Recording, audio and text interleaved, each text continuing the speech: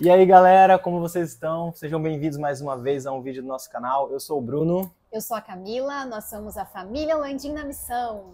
E hoje nós vamos contar para vocês como que foi o início desse projeto que o Senhor nos confiou, esse hostel missionário. Nós vamos contar como que foi esse processo de montar o hostel, de ouvir a voz de Deus no tempo certo que era para montar. E hoje a gente vai contar esses detalhes para vocês. E queria pedir para vocês também, que já está assistindo aí, a gente vai falar de missão aqui, já dá um like, já ativa o sininho, já começa a seguir a gente e manda isso aqui para alguém que possa estar interessado também, beleza? Valeu! O hostel, ele começa de uma forma muito inusitada, porque eu nunca tinha ouvido falar sobre isso, sobre um hostel missionário, nunca tinha ouvido falar sobre essa forma de missão. Eu sabia que eu tinha um chamado missionário do Senhor desde a minha conversão adolescente, mas é difícil você planejar algo que você nunca viu antes. Então, de fato, não poderia ter vindo de mim mesmo, né? Eu estava há um tempo numa igreja, frequentando com vários amigos, era uma igreja recém-iniciada na cidade que eu morava, e justamente estava conversando com amigos sobre fazer uma viagem, e a gente simplesmente queria fazer uma viagem, um mochilão, e a gente foi planejando, e a gente decidiu fazer essa viagem para a Bolívia e para o Peru. Então, nós iniciamos essa viagem sem saber de hostel, sem saber de nada. Uma amiga nossa falou, olha, por que vocês não ficam hospedados em hostel, né? Eu falei, que será isso, né? Que será um hostel? É mais barato, não sei o quê. Tá, vamos ficar. E a gente começou a ficar hospedado em hostel. E aí nós fomos descobrindo esse mundo maravilhoso de hostel, que é um ambiente compartilhado com muitas pessoas, pessoas de todas as partes do mundo. E existe muita abertura para as conversas nesses lugares.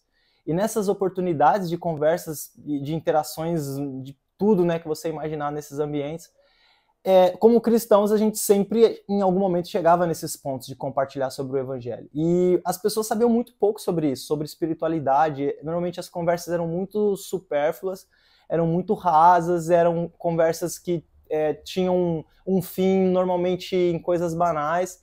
E quando a gente entrava nessas conversas de espiritualidade, era algo realmente inusitado, era algo realmente novo, e muitas pessoas prestavam atenção, outras não. Mas era sempre uma conversa mais profunda, e a gente começava a perceber essa intensidade. Mas eu estava ali meio que, estou aqui só viajando, né? Estou aqui só curtindo, e não estava tão atento a isso. Mas quando termina essa viagem e eu retorno, eu já volto com algo no meu coração sobre hostel. Eu pensando, caramba, quantas oportunidades a gente teve nesses ambientes, quantas coisas a gente poderia ter feito aqui se a gente tivesse concentrado, se a gente tivesse preparado para isso. E nesse momento, Deus começa a falar comigo fortemente sobre a questão de nunca mais parar, continuar com essa oportunidade para sempre. E isso seria iniciando um hostel.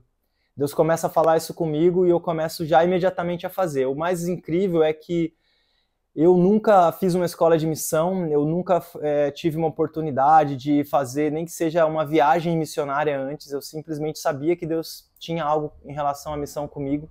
E nesse momento eu falei, é isso que eu vou fazer, é isso que vai ser a missão, e eu simplesmente decido fazer. E eu saio do emprego, eu tinha uma moto, eu vendo a moto, e eu começo a dedicar minha vida a viajar pela Bolívia, Peru, Chile, Argentina, porque eu sabia que em algum desses lugares eu encontraria o lugar de fazer o hostel.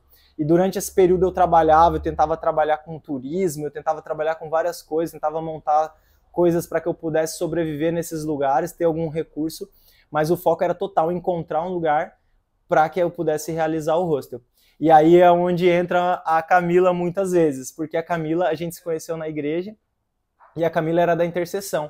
Então eu raramente, eu não andava com celular, não tinha celular, não tinha nada nessa época, e eu encontrava as pessoas quando eu entrava nas lan houses lá dos desertos, dos lugares onde eu estava, entrava nas lan houses e ia conversar, às vezes pelo Facebook, 15 minutos com alguém, e eu encontrava a Camila, eu sempre falava, Camila, ora por isso, ora por aquilo, ora pelas dificuldades, eu tô procurando um lugar para ser o rosto. Eu queria que a Camila comentasse um pouco como foi isso, né? Porque teve inclusive uma palavra, né, que Deus deu nesse período, nesse né? período teve até uma palavra. Então aí eu entro, né, como uma intercessora desse projeto, né? A gente não era namorado, nada, não, a gente era amigo. Irmãos em Cristo assim, ali na igreja. Isso, né? E começo a interceder, e Deus coloca muito esse projeto no meu coração para estar orando. Então eu orava pela vida do Bruno, orava para que Deus mostrasse para ele o lugar onde ia ser. Nesse período de intercessão, Deus me deu uma palavra para entregar para o Bruno. Que todo projeto que ele pedisse para o Bruno fazer, ele pagaria. Então ali, né, já começa tudo que a gente viveria depois, né? Então ele mostra que o Bruno teria que ter essa total dependência dele, porque muitas vezes a gente pensa, né, que Deus vai nos pedir algo e nós vamos ter que ter a condição financeira muitas vezes para fazer isso. E não, né? Isso que é o ter fé e confiar que o projeto é do Senhor. Então o coração nasceu no coração, o projeto nasceu, o rosto nasceu no coração de Deus. Era um desejo dele. Então aí entra eu como a intercessora, né, dessa história. E eu precisava realmente de ajuda em oração, porque era extremamente desafiador. O lugar que eu mais achei que o rosto poderia acontecer foi no Salar de Uyuni, na Bolívia, no deserto da Bolívia, deserto de sal, né, da Bolívia. Eu realmente acreditava que poderia ser lá, e eu ia nos lugares perguntar preço das coisas para eu comprar, e custava $200 mil na época, assim, um prédio para eu comprar, e eu sem nenhum real, tudo que eu tinha estava dentro de uma mochila. Eu tinha um violão comprado na Bolívia mesmo, e uma mochila e nada mais, né? A gente nesse desafio de querer montar um hostel. Ao mesmo tempo era extremamente desafiador, porque viver fora do Brasil como alguém sem dinheiro é muito difícil. Nem sempre você é bem visto, nem sempre você é bem quisto. Eu precisava fazer algum recurso durante esse período, e eu vendia passeio turístico lá do deserto de sal para poder me manter, e eu ganhava comissão por isso, só que os locais não gostavam disso, porque eu acabava tendo boas vendas, Deus me abençoava, eu sempre conseguia vender bem e ter algum recurso, mas os locais não gostavam, então eles me perseguiam, eles me levavam para a imigração, queria que eu fosse deportado. Umas 3 vezes eu passei por situação de se juntar em grupos de 5 a 15 pessoas me expulsando da cidade, do país, e me levar para a imigração, só que eu estava com tudo correto, estava tudo legal e não podiam me mandar embora, então eles me liberavam. Mas era extremamente desafiador. Teve um dia que eu não aguentava mais, eu falava, Deus, o que está acontecendo? Eu tô aqui já faz 2 anos, quase 3 anos eu estava lá, e nada acontecia, parecia que nada saía do lugar. Eu estava ajudando uma igreja, Assembleia de Deus, durante um tempo que eu fiquei lá, eu ajudava, cooperava, eu era um missionário ali nessa igrejinha, pregava, ajudava no louvor, eles me convidavam para ir para outras cidades também ministrar para jovens, só que eu sabia que não era isso que eu tinha que fazer, isso era só um momento. E eu querendo passar por aquilo e nada acontecia, o hostel de fato nunca vinha, né? E eu ficava triste. Teve um dia que, depois de tentarem me expulsar de lá, eu decidi fazer um jejum e dar uma volta na cidade inteira, orando e jejuando, né?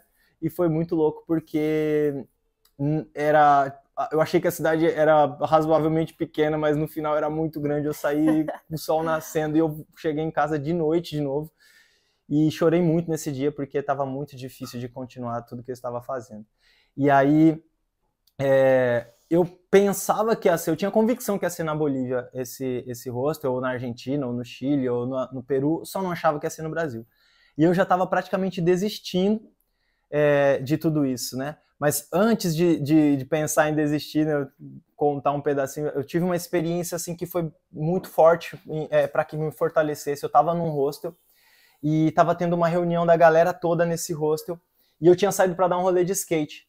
E aí eu volto do skate, o pessoal já estava lá nessa reuniãozinha, eu não tinha visto, né? Eu chego depois de todo mundo.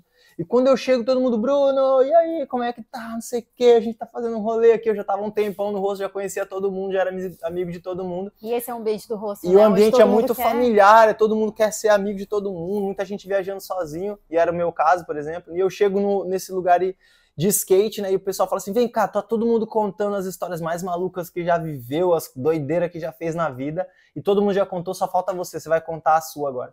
E eu fui contar, e eu conto justamente a minha experiência de conversão, um momento onde Deus me encontra de fato, e todo mundo fica pasmo, acaba a festinha, todo mundo fica sem saber o que fazer, sem saber o que dizer, porque foi tipo, eles estavam esperando uma coisa muito louca de droga e de loucura e de mulherada, e no final das contas eu conto uma experiência sobrenatural que mudou a minha vida, né? E eles ficam todos assim, sem saber como lidar com aquela conversa. Mas no final vem uma britânica conversar comigo e ela fala assim, Bruno, te ouvir falar de Deus é tão incrível, porque dá a impressão que ele realmente é verdade, que realmente isso é verdade. E eu fiquei assim, tipo, como assim realmente é verdade? Ela falou assim, olha, no meu país, se eu digo isso, eu digo que acredito em Deus, todo mundo vai me perguntar por quê? Mas aqui na América do Sul as pessoas perguntam por que eu não acredito em Deus. Mas te ouvindo falar, dá a impressão que isso tudo pode ser real. E aquele momento foi uma força para mim, assim, de continuar, né? mas depois de um certo tempo, né, as coisas não acontecem, a gente sempre vai ficando mal, apesar da Camila sempre estar comigo e orar e intercedendo.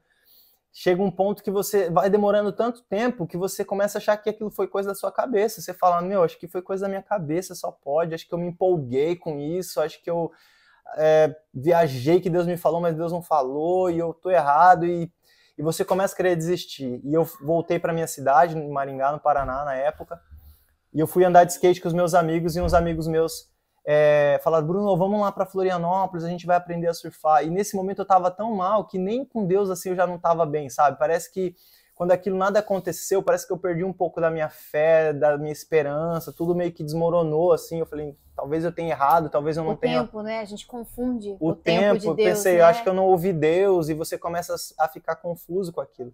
E eu venho para Floripa nesse ambiente, meio mais para lá que para cá, meio balançado.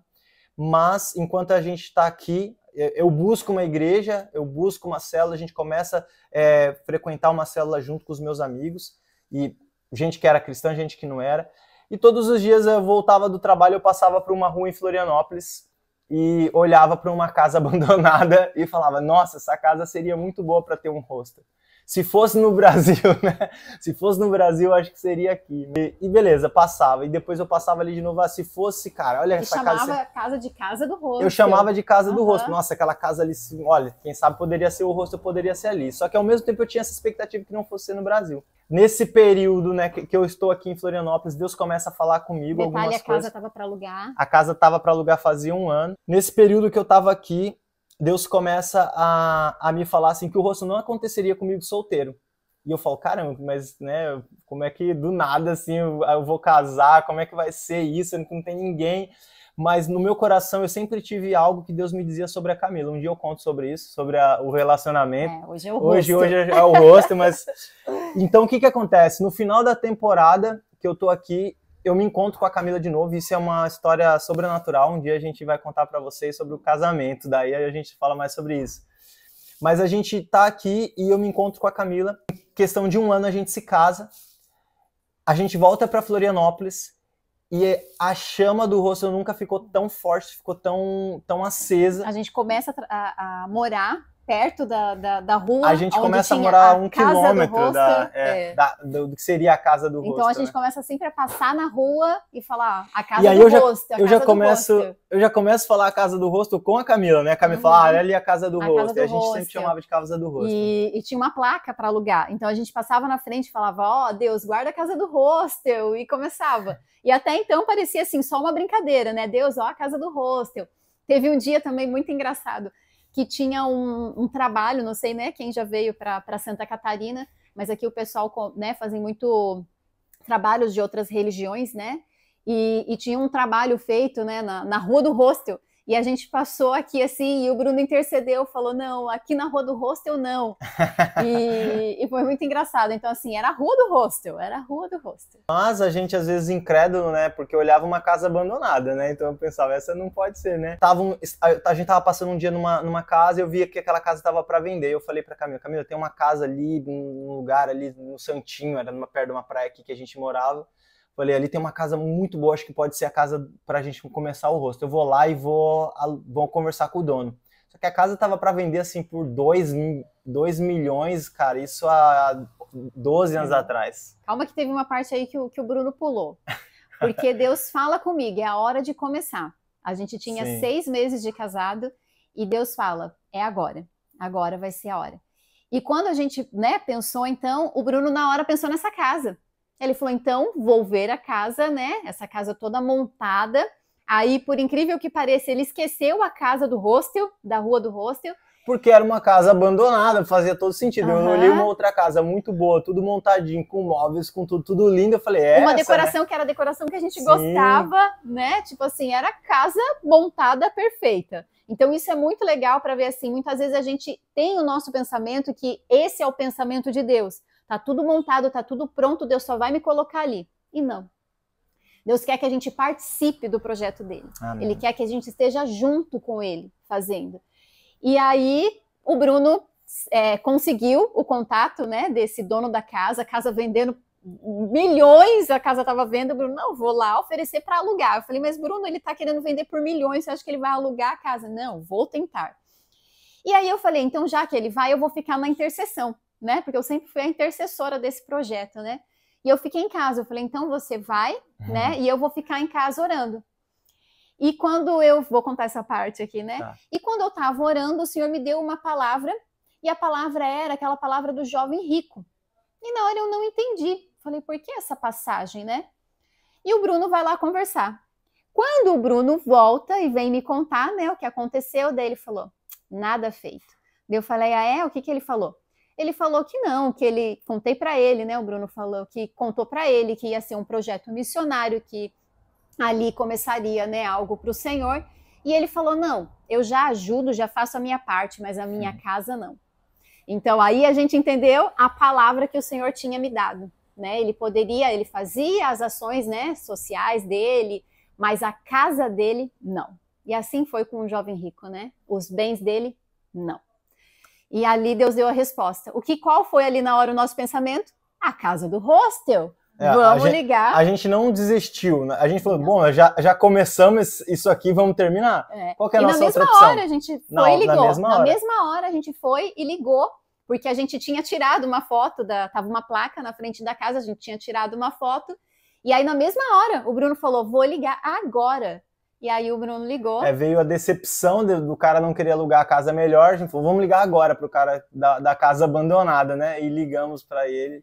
E ele falou, não, vai lá fazer uma visita, e de fato, a casa estava... Aí chegamos a fazer a visita. A gente foi fazer a visita, meu Deus do céu. Quando a gente entrou na casa, a casa destruída, mas assim, destruída. O proprietário da casa alugava para temporada, então assim, ele parou de alugar para temporada porque eles estavam destruindo a casa estava destruída. E ele falou que não ia reformar a casa, ele falou bem assim, eu não vou reformar a casa é daquele jeito, e eu tô alugando agora anual, tô fazendo um preço baixo e realmente, então assim, ó, você vê que Deus, ele é perfeito em todas as coisas, porque era uma casa muito próxima à praia, então seria um aluguel muito alto, então ele estava reduzindo o aluguel, porque a casa estava destruída, mas ele também não iria reformar. E aí, o que acontece? Aquele dia eu creio que Deus abriu os meus olhos espirituais. Eu vi o projeto acontecendo, eu entrava nos quartos, eu ia passando, tudo destruído, tá, gente? Tudo feio, não tinha nada bonito. E Deus foi me mostrando acontecendo, assim, eu tava feliz, eu olhava as coisas assim, meu olho brilhava. Não, mas o que acontecia comigo? O Bruno, enquanto a Camila tava vendo tudo maravilhoso, eu olhava e falava, meu Deus, essa casa não vai dar certo, essa casa tá quase caindo, como é que a gente vai arrumar isso? A gente tinha quase nada de dinheiro. Não tinha nada de dinheiro. A gente tinha um dinheiro que a Camila tinha ganhado de uma ação, que foi, alguém usou o CPF dela, fez umas contas, foi pro Serasa. A Camila recebeu esse dinheiro de uma ação e a gente só tinha esse dinheiro que era muito pouco, não dava para fazer muita coisa. Não. Então a gente ia conseguir comprar poucas coisas. Muito pouca coisa para mobiliar a casa. E eu falei, como que a gente vai reformar essa casa? Como a gente vai transformar isso aqui no rosto? A casa está quase caindo. E aí o Bruno... Eu falei, não vamos alugar não vai dar, Camila, não vai ser possível. A gente saiu da visita, o Bruno falando, não vamos. Aí eu falei, vamos. Dele, não, Camila, como é que a gente vai fazer? Eu falei, Bruno, Deus vai nos ajudar.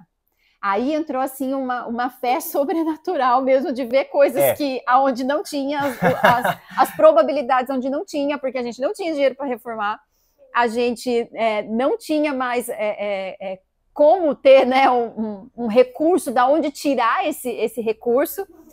E aí foi quando Deus deu mesmo, eu acho que eu sempre falo assim, ó, Deus, ele naquela hora, ele derrama um talento sobre a nossa vida, porque eu nunca tinha decorado nada. Mas deixa eu contar essa parte aqui, ó. Camila, ela vem toda, não, vai dar certo.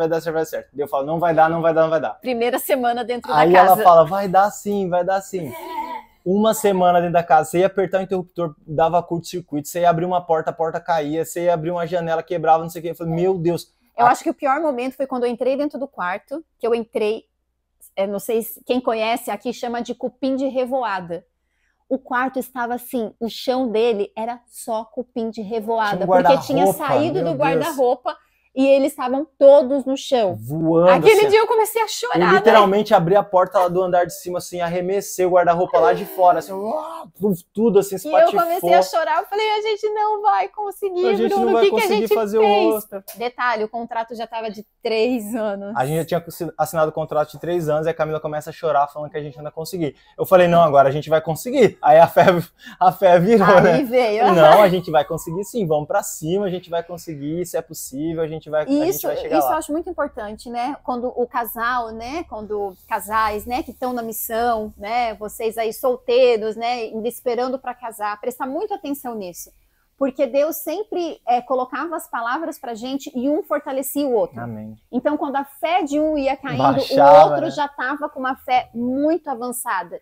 E aí, junto, a gente, até me arrepia agora, gente. E aí, juntos, a gente conseguir equilibrar todas as coisas. Então, esse é um ponto muito importante, né? Casais, né? Prestem atenção nisso, né? Vocês precisam estar alinhados. E solteiros, sabem? Prestem atenção nisso, né? O casamento é muito importante. Outra hora a gente vai falar sobre o casamento, mas vamos voltar aqui, então, para esse testemunho do rosto. E aí, a gente começa a arrumar o rosto. Era uma casa enorme, a gente começa a arrumar pegando móveis na rua que a gente achava, a gente reformava, imagina, há 12 anos atrás, Os amigos ajudavam. Os amigos ajudavam. Há 12 anos atrás, nós ajudavam a falar onde tinha móveis jogado na rua.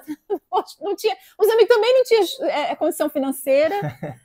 A gente começou a usar pallet há 12 anos atrás, quando não era moda, quando nada disso estava acontecendo, a gente começou a montar o hostel com pallet, com camas reaproveitadas de madeira de construção, que sobrava das construções. A gente começa a montar o hostel um cômodo de cada vez, para a gente conseguir ver as coisas acontecer. E a nossa primeira reserva, que foi feriado de 15 de novembro, há 12 anos atrás, as pessoas fizeram a reserva, pagaram a reserva adiantado, e nós fomos comprar os colchões para essas pessoas dormirem, que não tinha nem colchão para elas dormirem ainda.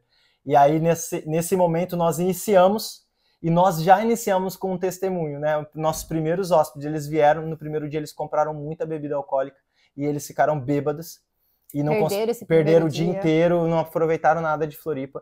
Aí eles voltam, a gente convida eles para sair com a gente. No segundo dia eles estavam com muita ressaca, então também não conseguiram sair. Aí a gente convidou eles para sair com a gente, para ir num churrasco que a gente ia fazer com uma galera que era cristã, e eles foram, e eles adoraram, e depois a gente convidou eles para fazer sandboard nas dunas, eles foram. Final das contas, eles tinham comprado uma quantidade de bebida alcoólica, metade eles beberam, outra metade eles perderam, porque eles nem lembraram mais.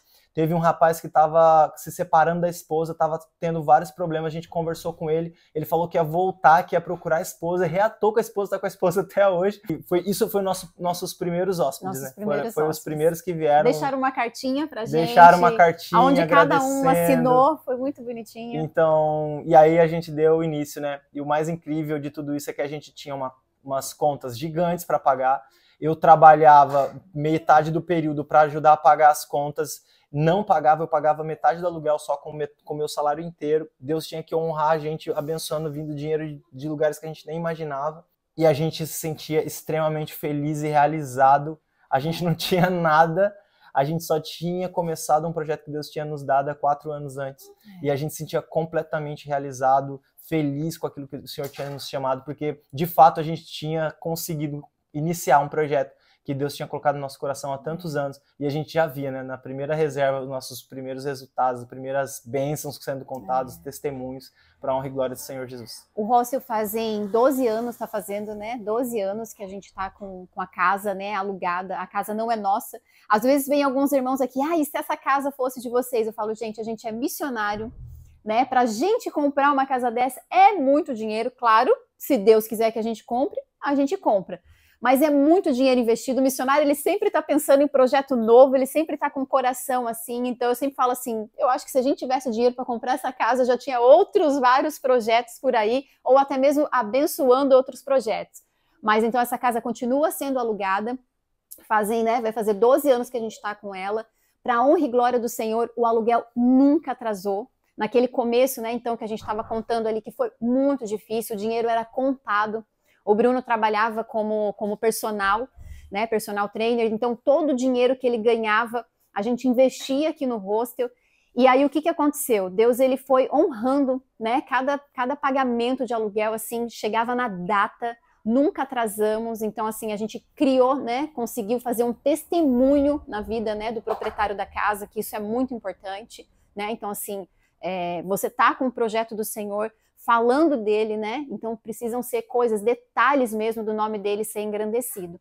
Então a gente sempre conseguiu honrar com as contas do hostel e fazer, né, com que há 12 anos esse hostel acontece. E hoje o Cats Barnea Hostel não só mantém nós, missionários na missão, como também banca uma outra missão que é a Ecovila Techuvá, que tem sido mantida com os recursos que entram aqui no Cats Barnea Hostel, né?